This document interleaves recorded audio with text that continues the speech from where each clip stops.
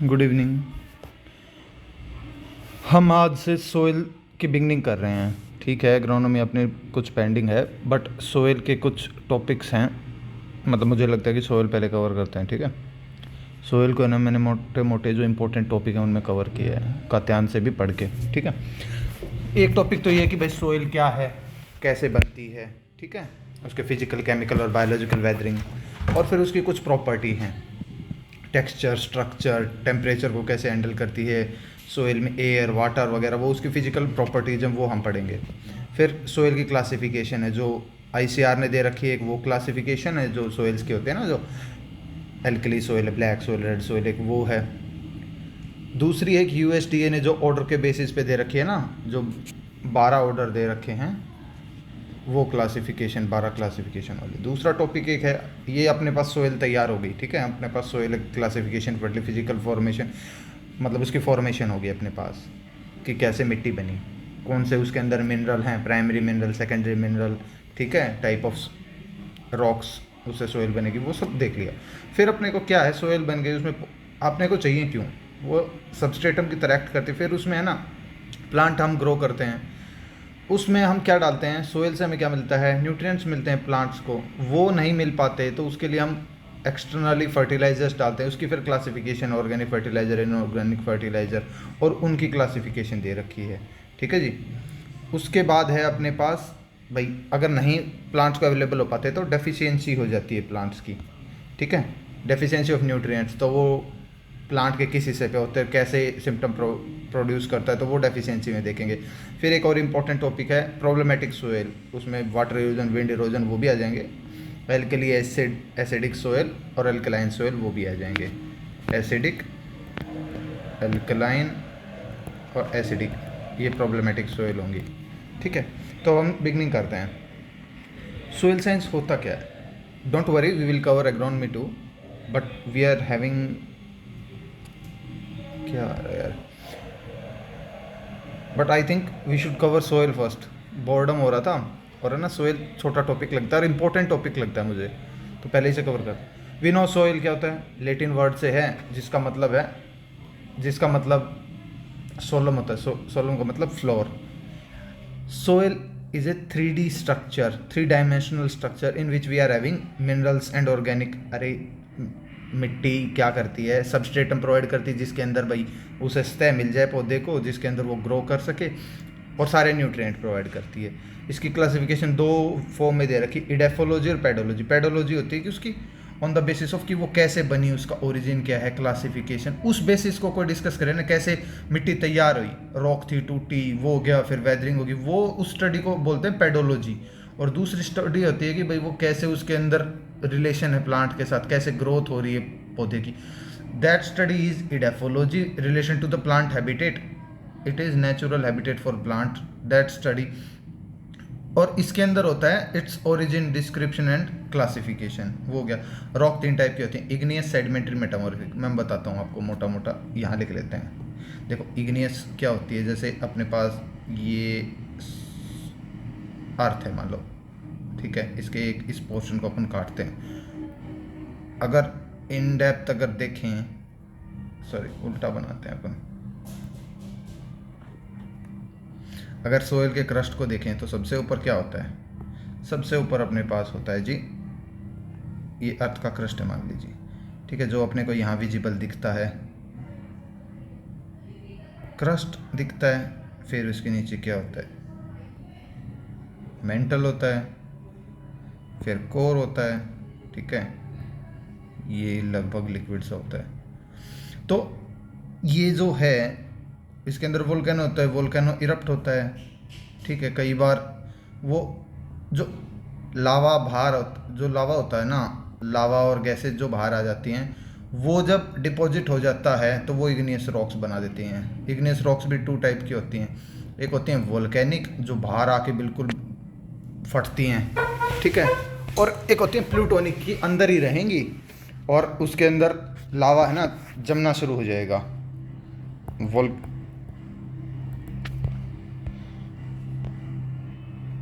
वो आपको बाद में है ना, जब आप अरुण का अध्ययन पढ़ोगे तब आपको पता चल जाएगा।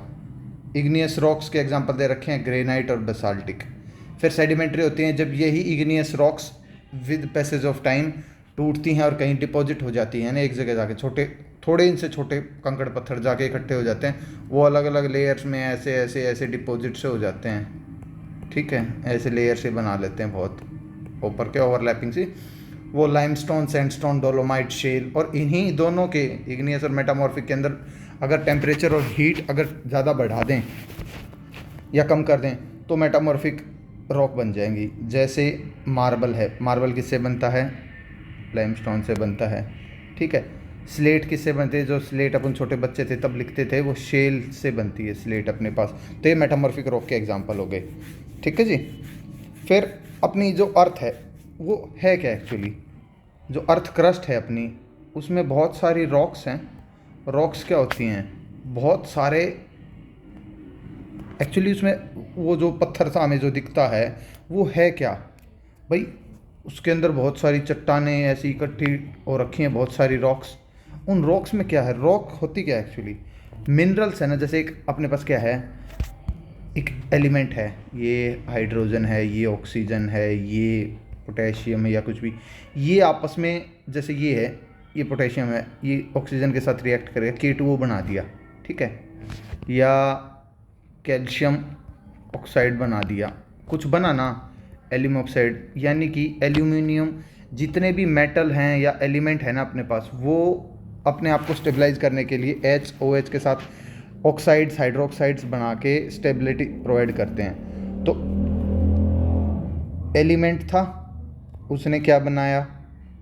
सारे मिलके वो कंपाउंड बनाता गया, वो कॉम्प्लेक्स कंपाउंड बने। ये थोड़ा केमिस्ट्री वैसे समझने के लिए बता रहा हूँ। ये मिलके मिनरल बना दिए और इन्होंने मिलके रॉक बना दी, ठीक है। तो ये रॉक की वेदरिंग होगी तो टूट के आएगा क्या अपने पास? फाइनली तो यही आना है। पौधा लेगा क्या? यही तो लेगा। जो अपन बोलते हैं ना कि 17 एलिमेंट हैं जो एसेंशियल हैं, यही तो लेता है पौधा, यही सोइल प्रोवाइड करता है। डेफिशिएंसी होता है then we provide it by artificial means, okay. फिर इसके ये जो मिनरल्स हैं, कौन कौन से मिनरल हैं? मैक्सिमम सबसे ज़्यादा अर्थ क्रस्ट पे फेल्डस्पार है, 48% लगभग ये है। ब्राइटनेस थोड़ी सी कम करते हैं, ज़्यादा होगी, ये ठीक है। सबसे ज़्यादा फेल्डस्पार है। ये क्या है? पोटेशियम और एल्यूमिनियम के सिलिकेट्स हैं ये। फेल्डस्पार और पोटेशियम एल्यूमिनियम सिलिकेट्स।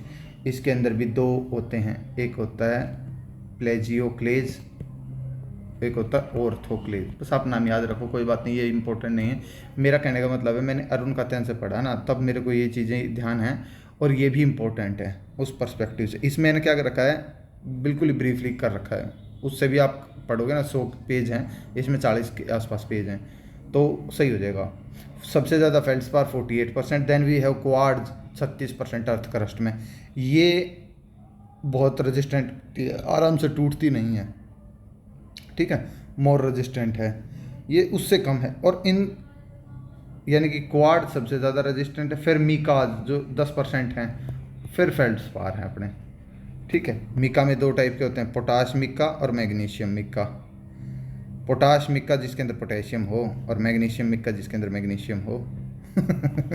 सॉरी, ये वाइट होता है कलर में, magnesium mica, biotic black mica ये काले रंग का होता है। फिर ये सोइल 1 इंच की भी मिट्टी बनानी होना है तो 200 से 1000 साल लगते हैं, 800 से 1000 साल लगते हैं।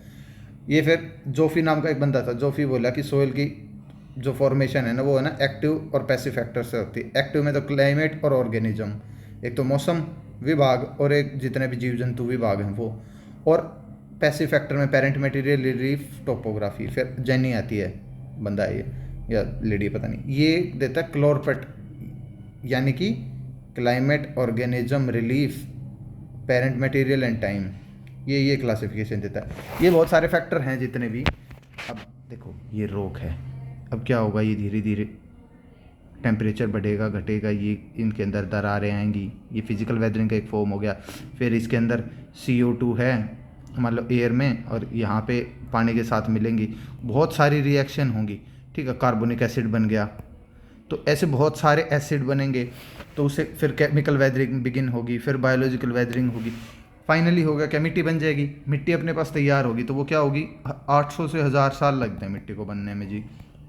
वो क्या करेगी कि ये एक लेयर बन गई, ठीक है, फिर इसके ऊपर पत्ते गिर गए, मान लो ये पत्ते गिर गए, ये ड्राइंग बनाते हैं, पत्ते गिर गए, ऐसे बहुत सारी लेयर बन जाती हैं, ठीक है। अपन सबसे नीचे एक लेते हैं, सॉरी यहाँ लेते हैं, बहुत सारी लेयर बन जाती हैं। तो वो कौन कौन सी लेयर बनाते हैं, उस जो ये वर्टिकल डिस्ट्रीब्यूशन है ना, इसको सोइल प्रोफाइल बोलते हैं। नीचे मोटे मोटे पत्थर होंगे, ठीक है, ये बेड रॉक होगी। फिर इसके बाद क्या होगा अपने पास, थोड़े से और छोटे होंगे, ठीक है। फिर सबसे ऊपर क्या होगा अपने पास, जिसके ऊपर पत्ते गिरे होंगे, ब्लैक सोइल, जहाँ पे है ना बिल्कुल अपन कल्टीवेशन नहीं करी। जैसे अपन नहीं जाते हैं जहाँ पे बहुत सारे पेड़ गिरे होते हैं, पत्ते, सॉरी पेड़ नहीं, पत्ते गिरे होते हैं, बहुत ह्यूमिड कंडीशन सी होती है और बहुत न्यूट्रिशियस सॉइल होती है, वो होराइजन हो गया। फिर उसके बाद जो हम, अगर मान लो ये हट जाती है, जो नॉर्मल अपन खेतों में देखते हैं, वो ए होराइजन दिखती है। फिर अपने पास ई होराइजन कह लो, और फिर बी होराइजन, ठीक है। एरेबल सोइल होगी जहाँ पे अपन ने कल्टीवेशन कर रखी, वहाँ तो सीधी ए होराइजन दिखेगी। अगर फॉरेस्ट सोइल है, वर्जिन सोइल बोलते हैं उसे, ठीक है, फॉरेस्ट सोइल, उसमें, या ग्रास लैंड हो गया, उसमें भी, ग्रास लैंड में भी है ना, ओ होराइजन दिखेगी। ए होराइजन और बी होराइजन को मिला के अपन बोलते हैं सोलम। इन सबको मिला दे तो इसको बोलते हैं रेगोलिथ। ए प्लस बी को सोलम बोलते हैं, सोलम बोले तो सोयल, ऊपरली मिट्टी, ए प्लस बी प्लस सी, इन तीनों में मिला देते हो गया रेगोलिथ, ठीक है। नीचे अनकंसोलिडेटेड है, कंसोलिडेटेड नहीं है, थोड़ा सा दरारें हैं, टूटी हुई है, ठीक है। उसके नीचे तो फिर मेंटल और वो चल पड़ेगी। तो ये लेयर्स बता रखी हैं। अब मान लो ये सोयल बन रखी है, तो क्या होगा, इनके अंदर न्यूट्रिएंट्स होंगे। ये जैसे ए लेयर है, इसमें बहुत सारे न्यूट्रिएंट होंगे, एन होगा, पी होगा, के होगा, कैल्शियम, मैग्नीशियम, आयरन, बहुत सारे एलिमेंट होंगे अपने पास। वो क्या होते हैं, एल्यूमिनियम होगा वो। अब मान लो इसमें ऊपर हैं वो, ऑक्सीजन के साथ मान लो लिंक हैं, वो टूट के कैसे जाएंगे, नीचे ही तो जाएंगे, ऊपर थोड़ी उड़ेंगे। वोलेटाइल होते तो चले जाते गैसेस बन के, वो नीचे आएंगे।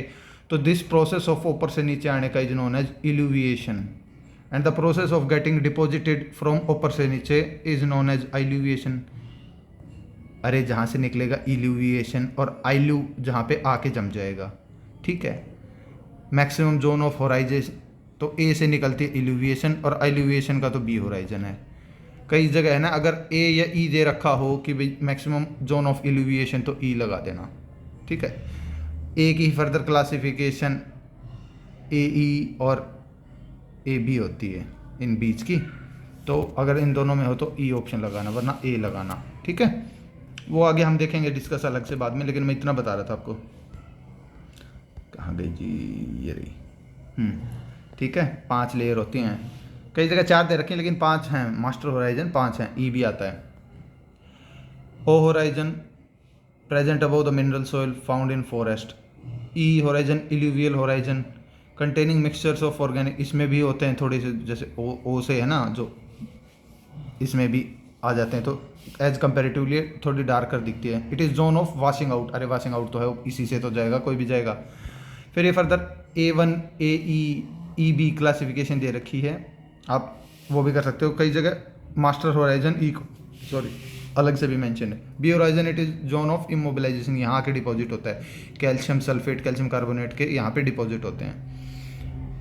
सी होराइजन अनकंसोलिडेटेड है, जो ए और बी के नीचे है, ठीक है। इसके अंदर भी बी और सी के अंदर कैल्शियम मैग्नीशियम के कार्बोनेट बनते हैं, ठीक है।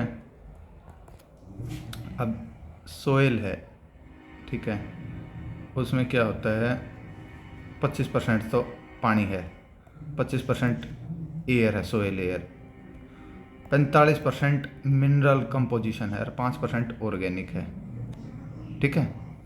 ये मोटा मोटा वो माना जाता है, 5% ऑर्गेनिक मैटर है। अब सोयल अपने पास तैयार होगी, सोयल प्रोफाइल बन गया। मैं बीच में इसमें फिजिकल, केमिकल और बायोलॉजिकल वेदरिंग बताना भूल गया, चलो 1 मिनट लेता हूँ मैं, है ना, बताता हूँ थोड़ा सा, मुझे लगता है थोड़ा सा इंपॉर्टेंट है। देखो ये है, जैसे अपने पास, ये अपने पास है, इसकी वेदरिंग करनी है, होगी कैसे जी, फिजिकल वेदरिंग होगी, केमिकल वेदरिंग होगी, बायोलॉजिकल वेदरिंग होगी। बायोलॉजिकल वेदरिंग में तो क्या होगा, फ्लोरा एंड फोना मिलके इसको जो ये प्रोसेस हो रहे हैं ना इनको एनहांस कर देगा। फ्लोरा में क्या आ गया, जैसे एल्गी है, फंजाई है, ये सब मिलके, ठीक है, बैक्टीरिया मिलके सोइल को तोड़ने में हेल्प करेंगे। फोना में क्या हो गया, जैसे चींटियाँ आ गई, प्लांट के रूट्स आ गई, ये भी एनहांस करते हैं। मान लो कोई चट्टान है और पौधे की रूट है तो वो उसको क्रैक करने में हेल्प करती है रूट। फिजिकल वेदरिंग में अपने को क्या क्या पता है भाई, टेम्परेचर हो गया, टेम्परेचर बढ़ जाएगा तो अगर कोई फिजिकल एजेंट आ गया, फिजिकल एजेंट में जैसे भाई एयर भी है एक तरीके से बोले तो, विंड, एयर क्या विंड, ठीक है, वाटर है, वाटर यूज ऑन करता है, फिर ग्रेविटी से भी हो सकता है। इनके लिए ना अलग अलग टर्म है, जैसे ग्रेविटी के लिए कोल्यूवियल, अगर ग्लेशियर से है तो ग्लेशियल, वाटर के लिए ना ग्लेशियल, उसके लिए। एयर के लिए ना दो हैं, एक लोइस है और एओलियन है। ये फिजिकल वेदरिंग करेंगे। केमिकल वेदरिंग दो तरीके की होती है, एक तो नॉर्मल से केमिकल के प्रोसेस होते हैं, जैसे हाइड्रेशन, पानी जुड़ गया किसी भी एलिमेंट के साथ, H2O जोड़ेंगे तो हाइड्रेशन हो जाएगी। एक होता है कार्बोनेशन, जिसमें CO2 ऐड हो जाती है, ठीक है। ये तो हो गए सिंपल प्रोसेस। अब जैसे मान लो देखो CO2 है और पानी है, ये क्या बनाएंगे, कार्बोनिक एसिड बनाएंगे। एसिड क्या होगा, वो तोड़ेगा ही। तो ये तो क्या सिंपल प्रोसेस। फिर अपने पास कुछ और प्रोसेस होते हैं, जैसे कि एल्कलाइजेशन, डी एल्कलाइजेशन,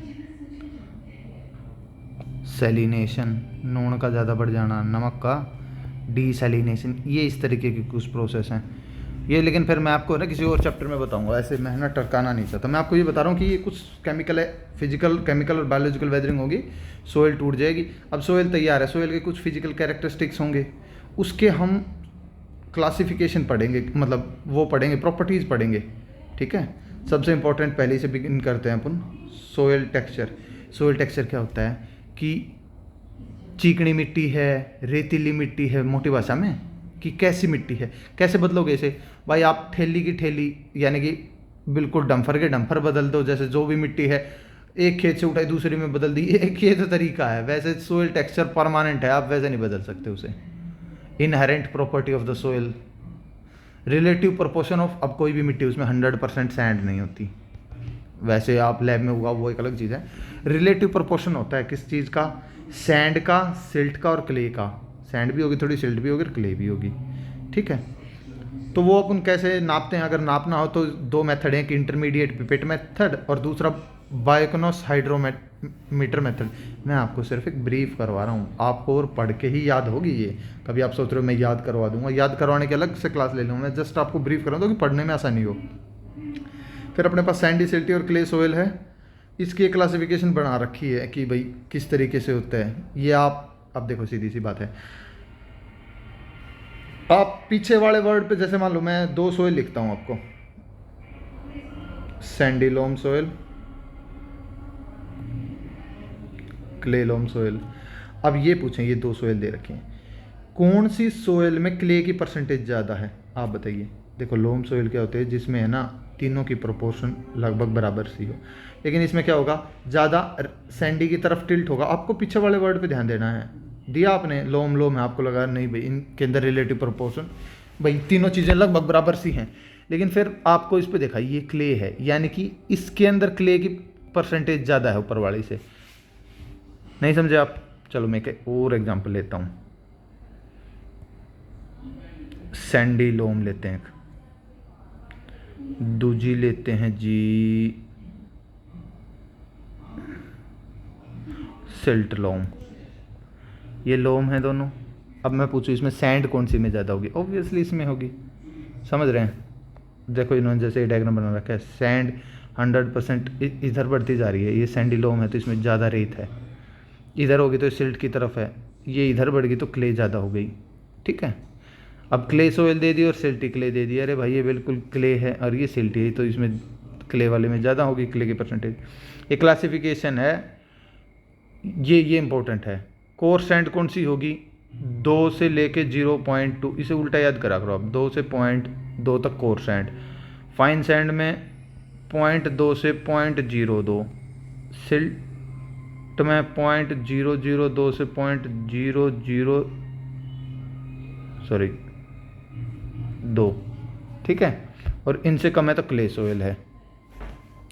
मैं फिर बताता हूँ, 2 से शुरुआत करो, coarse sand, fine sand, silt और clay. Coarse sand, fine sand, silt और क्ले, 2 से 0.2, फिर एक डेसिमल घटाते जाओ, ठीक है। लोम सोइल बेस्ट होते हैं एग्रीकल्चर के लिए। फिर 2 टर्म है, heavy soil and light soil.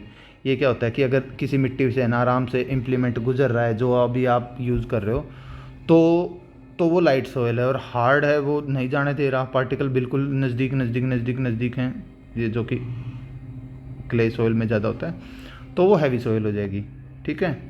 Clay soil में अपन कॉटन, हैवी सोइल में अपन कॉटन, राइस, सोरगम उगाते हैं, आलू, तंबाकू, मूंगफली, लेग्यूम्स, ये लाइट सोइल में होते हैं। फिर अगला है, ये हैवी सोइल या लाइट सोइल का वेट से मत नाप लेना कि वो भारी हैं वज़न में और वो हैं, एक्चुअली तो उल्टा होता है, सैंडी सोइल ज़्यादा हैवी होती हैं, ठीक है। लेकिन वो relative with reference to passage of implement है वो। सोइल स्ट्रक्चर क्या है, अब एक ये मिट्टी का कण है, ये दूसरा मिट्टी का कण है, अब ये इकट्ठा रहेंगे, कई बार क्या होगा इनके अंदर है ना सीमेंटेशन हो जाएगी, ये ऐसे बन जाएगा, थोड़े और बड़े पार्टिकल होंगे। अपन डला कह दें, हाँ पत्थर कह देते हैं, पत्थर तो ज़्यादा बड़ी चीज़ होगी, डला, क्लोड इंग्लिश का वर्ड है, clod. These particles come together and arranged in such a fashion that it forms the structure of soil. नहीं समझ में आया, ये समझा देगी। The primary particle sand, silt and clay usually occur grouped together in the form of aggregates, वो मिल जाते हैं, ठीक है। और ये जब बहुत ज़्यादा वो हो जाते हैं तो इनकी एक पर्टिकुलर शेप हो जाती है। Clod is use for the coherent mass of soil broken into any shape by artificial mean such as by tillage. अब इनकी क्लासिफिकेशन दे रखी है, ये 4 टाइप के होते हैं। प्लेटी हैं अगर वो इस टाइप के हैं स्ट्रक्चर, ठीक है, हॉरिजॉन्टली मिलेंगे। दूसरे हैं प्रिज्म लाइक, इस टाइप से होंगे। अब प्रिज्म लाइक में कईयों में ऐसे होते हैं, कईयों में ना बहुत ऐसे होते हैं, इस टाइप के, इनको कोल्यूमनर बोलते हैं, इनको बिल्कुल प्रिज्म लाइक बोलते हैं, जिनके हॉरिजॉन्टल, ये वर्टिकली होते हैं, प्लेटी लाइक हॉरिजॉन्टली अरेंज्ड होते हैं।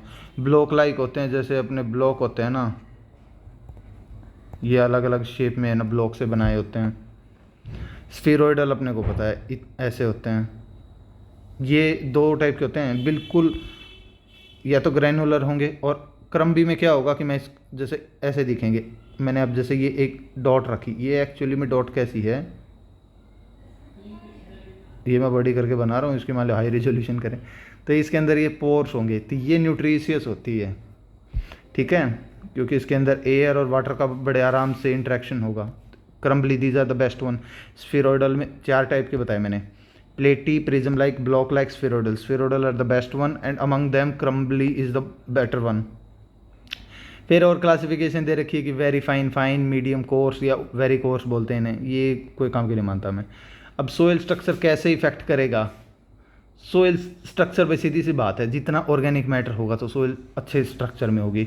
बिल्कुल पत्थर पत्थर होंगे बिल्कुल, तो वो क्या करेंगे, तो है ना अपने को फाइन, बुरी बुरी, जिसके अंदर जैसे आप कभी है ना अपनी किचन गार्डनिंग करते हैं ना, तब देखना आप जो बिल्कुल बारीक रेत बुकेरते हो ना, जो थोड़ी थोड़ी ऊपर डालते हो, वो सोइल को ना बहुत अच्छा स्टैंड देती है, अच्छे से ग्रोथ हो पाती है। आप समझ गए what I am trying to say. तीसरा है सोइल डेंसिटी। सोइल डेंसिटी क्या होता है आपको पता है यार, मास पर यूनिट वॉल्यूम। ये 2 टाइप की होती है, एक होती है पार्टिकल या ट्रू डेंसिटी। अब जो अपने पास मिट्टी है उसका जितने कण हैं सोइल के, उनका कुछ मास होगा, मान लो 100 ग्राम है, उनकी कुछ वॉल्यूम होगी। अगर हम जो सॉलिड्स हैं उनकी वॉल्यूम लें, mass of actual mass of the solids which we are having and their volume of solids, वो होगी पार्टिकल डेंसिटी। ये generally 2.65 gram per centimetre cube होती है, ये लिख रखा, ठीक है। और अगर इसका वो करें कि भाई mass of solid by volume of soil, इसमें सॉलिड नहीं बोला, नीचे वॉल्यूम ऑफ सोइल नहीं बोला, सॉलिड, इसमें क्या हो गया, सारी टाइप की सोइल आ गई, मतलब सोइल भी आ गई और सोइल के पोर भी आ गए, ठीक है, वो बल्क डेंसिटी हो जाएगी। ये उसके जस्ट हाफ होगी, क्यों, क्योंकि मैंने बताया था 25% वाटर ऑक्यूपाई करता, 25% एयर करती है, और ये मॉडिफाई होता रहता है, ये 48 भी हो सकती है, 2% मॉइस्चर रह जाए बस, ऐसा। फिर होती थर्मल कंडक्टिविटी, कौन सी ऐसी सोइल है जो कि ज़्यादा भाई हीट को एब्जॉर्ब कर पाए, ठीक है, तो ये वो बता रखा है, वो प्रॉपर्टी हो गई। सोयल टेम्परेचर, सोयल की भी वो होती है कि भाई टेम्परेचर सोयल का भी कुछ तापमान होता है भाई, उसकी कैलोरीफिक वैल्यू 0.2 होती है, यानी कि पानी के कंपैरिजन में ना मिट्टी 5 गुना गर्म जल्दी होती है और 5 गुना आराम से जल्दी हीट को छोड़ भी देती है। फिर रिडॉक्स पोटेंशियल, यानी कि कितनी सोयल यूँ मानो कि ऑक्सीडाइज्ड मतलब एरेशन, एरेशन कितना उसके अंदर ये मानो, ठीक है, वो रिडॉक्स पोटेंशियल बताएगी। जब जैसे वाटर लॉगिंग हो रखी है बिल्कुल, तो उसके अंदर रिड्यूस्ड कंडीशन है, तो उनका जो पोटेंशियल है वो माइनस में होगा। और वेल ड्रेन्ड ऑक्सीडाइज्ड सोयल है 400 से 700 मिली वॉट, उसकी वो दे रखी है।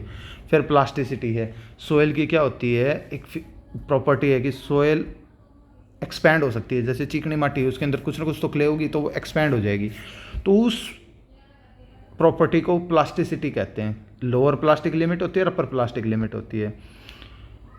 ये वो लोअर प्लास्टिक लिमिट क्या है कि ये वो कम से कम मॉइस्चर इतना होना चाहिए जिसके ऊपर की उसकी वो डिफॉर्म होनी, मतलब प्लास्टिक होनी शुरू हो जाए, यानी कि जिस जैसे हम शेप देना चाहें वो हो जाए। अपर लिमिट कौन सी, मैक्सिमम वाटर की लिमिट जिसके ऊपर की भाई वो उस फॉर्म में रहेगी, उसके बाद वो बिखरनी शुरू हो जाएगी। अगर उससे ज़्यादा पानी हो गया तो वो फिर अपनी उस फॉर्म में जो प्लास्टिसिटी थी वो हट जाएगी।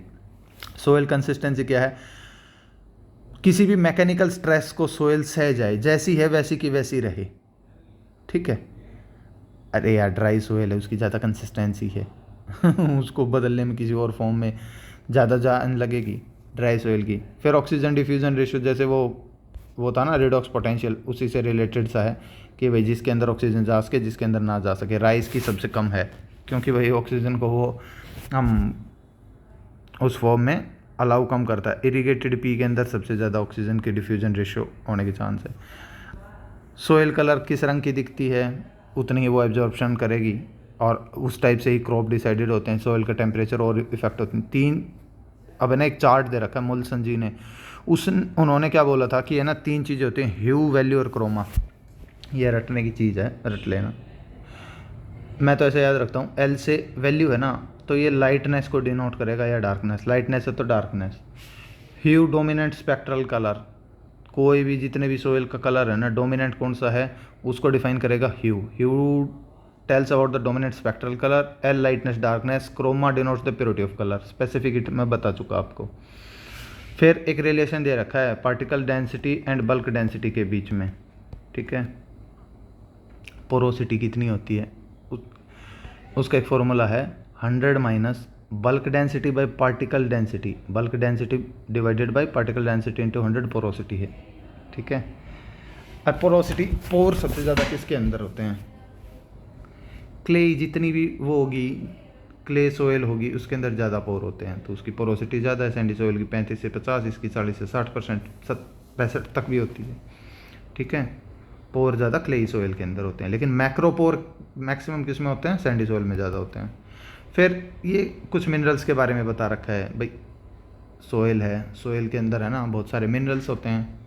रॉक हैं, रॉक किससे बनी है, मिनरल से, तो उनके बारे में बता रखा है। जैसे ओलिविन है, उसका क्या फॉर्मूला है ये पता है, कैसे काम आ जाता है। क्वेश्चन इनसे ये पूछा जाता है कि जैसे किसी भी उसका वो दे दिया, which of the following minerals provide magnesium, ये दे दिया, तो आपको पता होना चाहिए कि भाई मैग्नीशियम डोलोमाइट ओलिविन से मिलता है।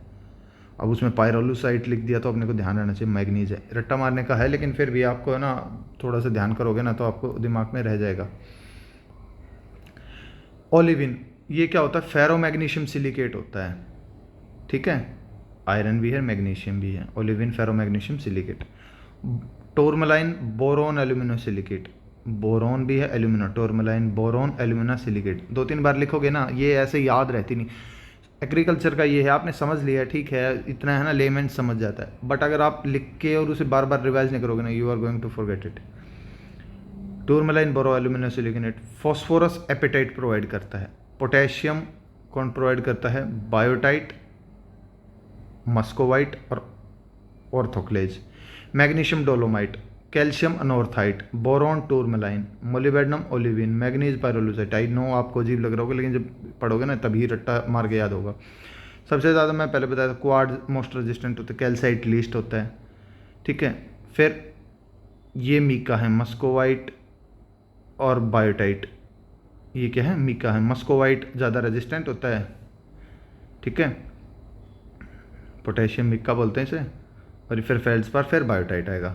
सबसे ज़्यादा अपनी अर्थ क्रस्ट में एलिमेंट है ऑक्सीजन, फिर सिलिकॉन, फिर एल्यूमिनियम। ये तीन तो याद रखा करो, ऑक्सीजन, सिलिकॉन, एल्यूमिनियम। लगभग 46.6 ये, 27.7 ये और 8% ये जितने भी जो सिलिके क्ले मिनरल्स थे ना, ये आपस में लेयर बना लेते हैं। जैसे ये सिलिकॉन की लेयर बना दी, बाद में एक और लेयर बना लेंगे एल्यूमिनियम की, तो अपन बोलते हैं ना किसी को ये 1:1 है, यानी कि एक सिलिकॉन की लेयर है, एक एल्यूमिनियम, कई जगह एल्यूमिनियम की जगह मैग्नीशियम की लेयर आ जाएगी। अपन बोलते हैं 2:1 है, फिर ये आ गई सिलिकॉन की लेयर।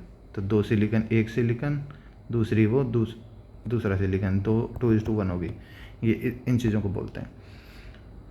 तो सिलिका ऑक्सीजन से इसकी जो वैलेंसी है वो 4 ऑक्सीजन के इसके बराबर में खड़े होंगे। ये सिलिका है, 4 ऐसे खड़े होंगे ना, तो तब जाके ये बैलेंस हो जाएगी इसकी, वो Si4 होती है इसकी, ठीक है, वो बैलेंस हो जाएगी। और एल्यूमिनियम की अगर आप करोगे तो किससे होगी, 6 से होगी। कोई नहीं, आप इतना ना सोचो। अब 1:1 का एग्जाम्पल है, ये याद करने पड़ेंगे। 1:1 का है कैओलिनाइट, दूसरा क्या है 1:1 का कैओलिनाइट, ठीक है। 2:1 का क्या है, 2:1 के 3 हैं। एक है 2:1 का, एक इलाइट है, एक मोंटमोरिलोनाइट है और वर्मिकुलाइट है। ये इलाइट लिख रखा, ठीक है। 1:1 का कैओलिनाइट, 2:1 का मोंटमोरिलोनाइट, इलाइट और वर्मिकुलाइट। इलाइट तो होता है नॉन एक्सपेंडिंग, जैसा है वैसा ही रहेगा, एक्सपेंड नहीं करेगा। वर्मिकुलाइट क्या होता है, लिमिटेड एक्सपेंडिंग, एक्सपेंड करेगा लेकिन कुछ। मोंटमोरिलोनाइट एक्सपेंडिंग, ठीक है जी। होप सो मैं आई टेल करेक्ट। और देखते हैं नीचे, हाँ ठीक है। और 2:1 या 2:2 क्लोराइड एग्जाम्पल दे रखा है, ठीक है। ये नॉन एक्सपेंडिंग होता है। एक्सपेंडिंग का एग्जाम्पल मोंटमोरिलोनाइट मैंने दिया आपको, एक्सपेंडिंग है ये। और वर्मिकुलाइट क्या है, लिमिटेड एक्सपेंडिंग। ये पूछते हैं montmorillonite expanding, montmorillonite is expanding. ये ब्लैक सॉइल में होता है मोंटमोरिलोनाइट। वर्मिकुलाइट लिमिटेड एक्सपेंडिंग, ठीक है। लेकिन इसकी कैटायन एक्सचेंज कैपेसिटी सबसे ज़्यादा होती है मिनरल्स में। हाँ, ऑल्दो ह्यूमस की सबसे ज़्यादा है, लेकिन वो मिनरल में काउंट नहीं करेंगे, वो कंपोजिशन या मिक्सचर ऑफ मिनरल्स और उन चीज़ों का है। अगर वैसे बात करें सिलिकेट्स की, तो वर्मिकुलाइट के अंदर है सबसे ज़्यादा। नॉन एक्सपेंडिंग में आपको पहले भी बता चुका, इलाइट कैसा है, 2:1 इलाइट। फिर कुछ मिका है, मस्कोवाइट और बायोटाइट, वो भी नॉन एक्सपेंडिंग है, ठीक है। ये जो मैंने एनसर्कल कर रखे हैं ना, वो प्रॉपर्टी देखना। जैसे कैओलिनाइट की है 1:1 है, इलाइट क्या है 2:1 है, नॉन एक्सपेंडिंग। मोंटमोरिलोनाइट 2:1 एक्सपेंडिंग है। ये एक बार पढ़ोगे ना तब याद होगा। कैओलिनाइट 1:1 non expanding, elite 2:1 non expanding, montmorillonite 2:1 expanding, vermiculite limited expanding. अब इनके और सिलिकेट्स के अंदर है ना, टोटल सरफेस वर्मिकुलाइट का ज़्यादा है। कैसे है, एक्सटर्नल सरफेस और इंटरनल दोनों सरफेस वर्मिकुलाइट का सबसे ज़्यादा है। एज़ कम्पेरेटिव टू ह्यूमस कम है, लेकिन भाई सिलिकेट्स में सबसे ज़्यादा है। प्लास्टिसिटी कौन सबसे ज़्यादा दिखाता है, ब्लैक सॉइल दिखाती है। श्रिंकेज भी होती है उसके अंदर, वो फूल जाती है, और स्वेलिंग भी, स्वेलिंग और श्रिंकेज दोनों होते हैं, तो उसके अंदर कोहेशन, प्लास्टिसिटी, स्वेलिंग सबसे ज़्यादा है। कैटायन एक्सचेंज कैपेसिटी देखो इसकी 200 है मिली इक्विवेलेंट। 100 ग्राम सोयल में कितने मिली इक्विवेलेंट, इसकी 100 से 150 है। अगर कंपैरिजन करें इन सब में तो 100 से 150 है, लेकिन ह्यूमस के कंपैरिजन में 200, ठीक है। फॉस्फोरस की फिक्सिंग, यानी कि फॉस्फोरस अगर हमने मिट्टी में डाल दी तो वह है ना प्लांट को अवेलेबल कम हो पाएगी कैओलिनाइट में। जहाँ पे कैओलिनाइट है सोयल में, वहाँ फॉस्फोरस की फिक्सिंग होगी। Phosphorus fixing means it won't be available to the plant. So हमें क्या डालना पड़ेगा, phosphorus solubilizing bacteria, phosphorus absorbent भी डालने पड़ेंगे जो फॉस्फोरस को एब्जॉर्ब कर पाएँ। सो थैंक यू, ये ब्रीफ था, हम आगे भी पढ़ेंगे। हमने अभी क्या कोशिश की है, मैं आपको ये दिखाता हूँ। सोयल बनी कैसे, active passive factor, physical properties, उसकी टेक्सचर, स्ट्रक्चर, उसकी सोयल टेम्परेचर, सोइल एयर, उन चीज़ों को, रिडॉक्स पोटेंशियल, उन चीज़ों के बारे में पढ़ा। आगे हम टाइप ऑफ सोइल और उसकी यूएसडी क्लासिफिकेशन पढ़ेंगे, फिर फर्टिलाइज़र डेफिशिएंसी और प्रॉब्लमेटिक सोइल पढ़ेंगे। Thank you, bye bye.